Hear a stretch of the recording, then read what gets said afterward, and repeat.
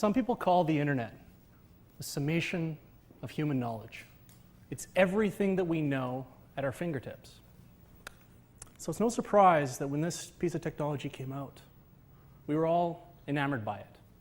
The smartphone gave us the ability to connect to human knowledge anywhere we went. So when I came up with the question, I was wondering, what is the next logical step? What comes after the smartphone? Will there be a new form of human connection to knowledge? Ladies and gentlemen, today I want to talk to you about one of the most important trends that is happening around us. I want to talk about wearable technology. I want to talk about how it's going to change our lives sooner than all of us think.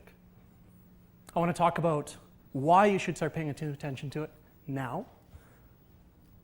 The reason is when Vanderco started putting together the world's largest database on this particular subject, we never thought we'd uncover data that supports Kurzweil's theory on singularity. We never thought we'd find data that shows an explosion in innovation. We never thought that we would find that we were amongst a new paradigm shift for what and how we learn from each other. So for today, I'm going to take you on a journey through how we uncovered all of this. And it's going to begin with the first wearable device, the wristwatch. So the wristwatch was actually a New Year's gift to Queen Elizabeth in 1571. And it was so large that it was referred to as the arm watch. But what this was that it marked the first point when we started designing technology to be born on the body. In 1644, the Qing dynasty was the first to miniaturize the abacus, which was a calculating tool used long before our numerical written system. And what the abacus ring did was it gave the merchants and traders of the Qing dynasty a competitive advantage against other civilizations. Fast forward to the 1950s, we find one of our personal favorites, the button spy camera. And CIA agencies, CIA, British intelligence, they all created their own version of this. It would be, worn under a trench coat. But this is the reason why when we think back to the time of Cold War spies, we always envision them wearing a trench coat. Next is 1961, was the first wearable computer. Edward Thorpe and his team had created a circuit board that's designed to be worn in the shoe to beat casinos at roulette. That's really cool. But what this was the first time a circuit board provided benefit in a clothing accessory. 1979 is where we started looking at the early days of research for modern wearable computing. So Steve Mann is arguably the pioneer of this entire sector. His early research had backpacks, helmets, and as you can see, something. But what it was this research really became the foundation of what we found later on. In 2000, the first Bluetooth headset came out, and it gave us a way to talk on our cell phones while driving. Back in the day when we actually just used to talk on our cell phones. So what I'm saying is, right now, all of this is early on. But it was September 2009 when it became commercialized. Okay? The Fitbit tracker was a confluence of innovation. It took connectivity, mobility, connection, communication, computing, all of it, and put it into the device, which could then be sold and made its way into the consumer space. September 2009, again, was the very first point of commercialization of modern wearable computing. What's really interesting to note, if we look at the 30-year difference between Steve Mann's research and now, what that does is it shows a 30-year generational gap. And what that means is that we could be at the precipice of a mass adoption life cycle that we've never seen before in wearable computing. Now let me show you some of the data that supports this. What I have here is a chart that shows how long it took for 25% of the population in the United States to adopt a new technology. So if we look at the telephone, it took 35 years. If you look at the personal computer, it took 13 years. And some of you may actually recognize this chart. It's from Kurzweil's theory on singularity. He wrote it in early 2000s. What this did is it showed us something called the law of accelerating returns. So what we did as a team, we decided to say, let's update this. Let's put some new market research in. And we put the smartphone. Because if you look at the progression, this is all hardware as it goes along. So smartphone makes a natural projection. So we used this curve to say, where is wearable technology going to be? When you plot that down, what the law of accelerating return is telling us, that within 5.5 years, 25% of the United States will adopt wearable technology. That puts us at March 2015. It's not too far from now. So hang on to that date, because I want to show you something else. What I've got here is called the technology adoption curve.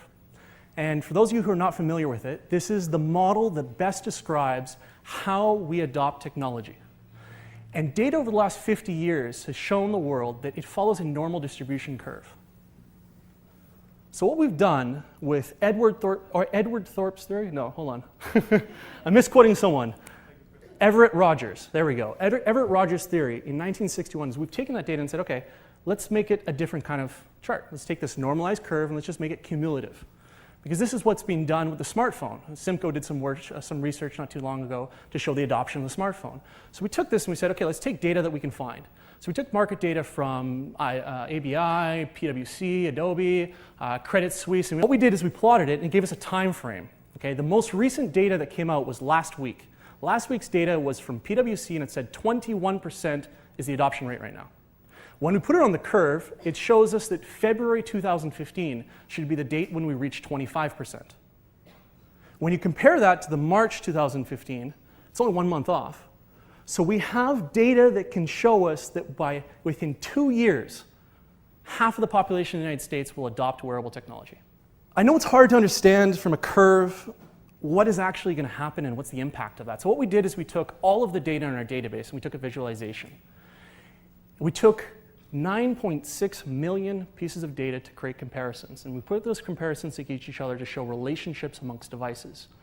And then what we have here is on the left-hand side, the devices that are starting to show relationships. On the right-hand side, we have the speed at which it's coming out. And as you can see over time, these relationships are forming. And what's showing is that we are in the fastest adoption and the fastest innovation of history, of any technology. Now, Apple, Microsoft, Samsung, they've all just started to enter the space. So can you imagine what's going to happen next? I mean, I've talked about what it is, but just the innovation, the number of devices that have come out and the way this is forming and the relationships, it's all happening. Can you imagine where it's going to go? Well, I can. And here's why. It all begins with this graph and understanding what is in this graph. There's 3 main components. The first one is activity monitors. Activity monitors are devices that quantify the human body. Next is head-mounted displays, and head-mounted displays are computers on our heads. Now, I know computers on our heads sounds a bit crazy right now, but it's actually quite valuable in the workplace. You have deskless workers who are always using their hands, who need access to information. If you can send it to them, that's very valuable. This makes it safer and more productive. Lastly, we have smartwatches. Smartwatches are, for all intents and purposes, a cell phone in your watch. But they provide the benefits of an activity monitor by creating quantification and analytics. But they also create the benefits of head-mounted displays by creating information flow. So what I'm going to show you next is why, when you uncover and go deeper into all of those, you can actually extrapolate where we're going to move forward. So this is the Gartner hype cycle. And for those of you who are not familiar with it, essentially it's visibility and maturity. How visible a particular technology is, and then how mature a technology is. So as a technology first come out, everyone gets really excited, expectations go whoop up to the roof, and the peak of inflated expectations. Enterprises enter, they make some bets. Technology doesn't turn out to be everything it's cracked up to be, but the companies that get value continue to invest, and as their successes spread, it rises into the plateau of productivity. So when we took the relationships in those 3 main points, we dived even deeper. We were able to plot all of the main relationships in wearable technology and where they are, where they're going to be, what point they're at in terms of visibility and maturity. Now, it's impossible for me in the next 8 minutes to go through everything. So what I'm going to do for you now is I'm going to talk about only 2 things. The only 2 things are quite simple. How is wearable technology going to affect our enterprise life and our workplace? And how wearable technology is going to affect our healthcare system and the medical industry. So let's take a look really quickly here at the 2 differences. So this is the enterprise. Any aspect of this is relevant to enterprise. And this is medical. The first thing we note is that enterprise is further along the curve. They're just about to enter into the adoption lifecycle for enterprise. Now, the first 4 points all have to do with pushing information to to a user. The next 4 points all have to do with pulling information. And the following 3 have a little bit of a mix to do with communication and to do with information flow and safety. So what's really important to understand is I can make an assumption that the majority of you in this audience all have had their phone buzz in their pocket or their purse today. Now, unless you opened up your phone and you checked into that, you have no idea whether or not that was a text message, an email, Facebook, or some of you may be using Tinder. The point is, you have no idea how relevant that was or how important that was. What's happening is that enterprises has a unique opportunity to connect their existing safety systems and their existing enterprise analytics systems directly to mobile workers. And they can do that in a hands-free way. They can easily glance, understand how important that is.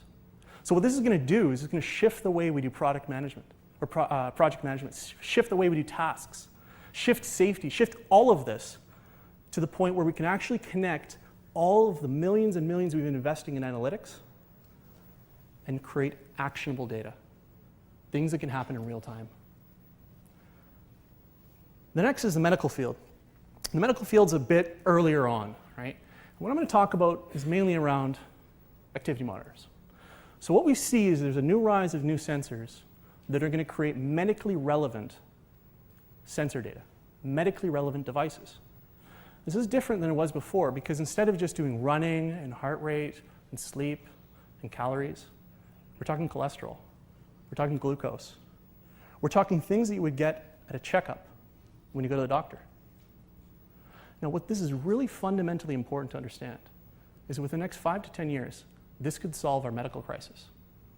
Make no mistake, we have a problem coming. The baby boomer generation is an average of 59 years old.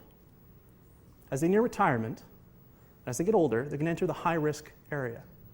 And as they enter the high-risk area, can you imagine what happens when 20% of the population has to go to the doctor every month? We have a serious problem coming. So what medically relevant wearable devices will do is allow us to make more efficiency in data collection. Instead of you going to make an appointment, your doctor will say, I see something wrong with you, come to me. Imagine the data that the entire world is going to have for medical research. Skip out the whole lab process. Throw computer power and supercomputers at this. We are going to learn so much about the body that we have never known before. So what I want to summarize is that really the 2 points that I talked to is just the beginning. We've already uncovered hundreds of use cases with the people we work with. And without getting to any of those, you can start to see where wearable technology is going to make a huge, huge difference and impact. So before I leave, I want to have you think about one simple last thought. The seismology lab at UC Berkeley is currently working on an early earthquake warning detection system. It has the potential to give Vancouver a 2-minute warning before our next major earthquake. So what was the reason you didn't check your phone today? How many lives would be saved if we had that 2 minutes to evacuate this entire audience and the alert was sent to your watch instead? Thank you very much, everyone.